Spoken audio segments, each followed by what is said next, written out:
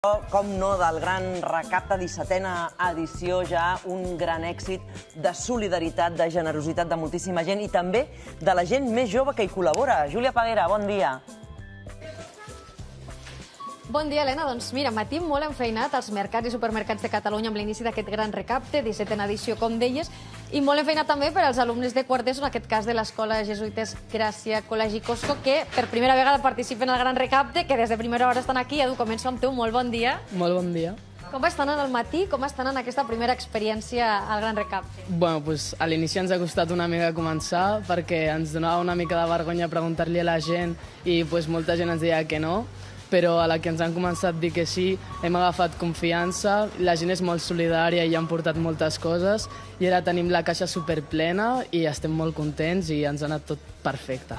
He de dir que sóc aquí fa una estona i us ha fet molta il·lusió. Cada vegada que us portaven una bossa ho celebràveu molt, eh? Sí, cada cop que ens portàvem una bossa ens alegràvem perquè veiem pues, el que ens portaven, obríem i ho posàvem. Ho tenim tot superordenat i també ho tenim molt ple. Moltes gràcies, Edu. Deixa'm seguir preguntant. A veure, el Xavier que just està explicant com s'ha de fer. Es pot emportar la bossa? Sí, sense cap problema. Xavier, a veure, que ara t'hem vist així, explicant el que heu de fer, parlant amb la gent. Quina ha estat la resposta de la gent? No sé si hi ha hagut alguna donació que us hagi sorprès.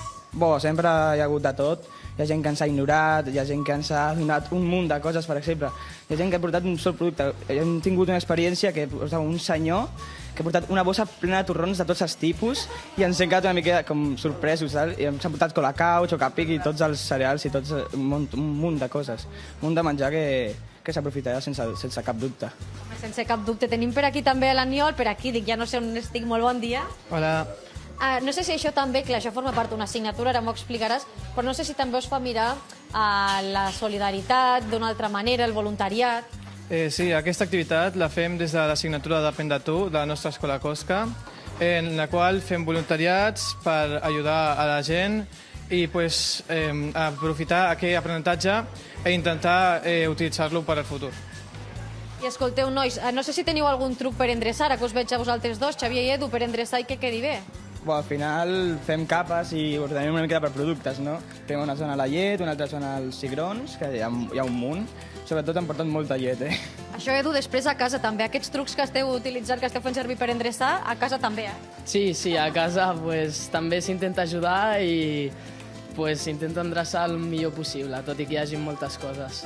Molt bé, nois, doncs moltes gràcies a tots, que acabi d'anar bé aquest gran recapte, aquesta recollida de donacions d'aliments. Que ho dèiem, l'any passat a tot Catalunya es van recollir aliments, donacions per valor de més de 6 milions d'euros. Veurem com va aquestes jornades avui i demà. Segur que, si no s'iguala, segur que supera la xifra. Que bé aquestes converses que mantenies amb tots aquests joves i des d'aquí convidem a molts més a col·laborar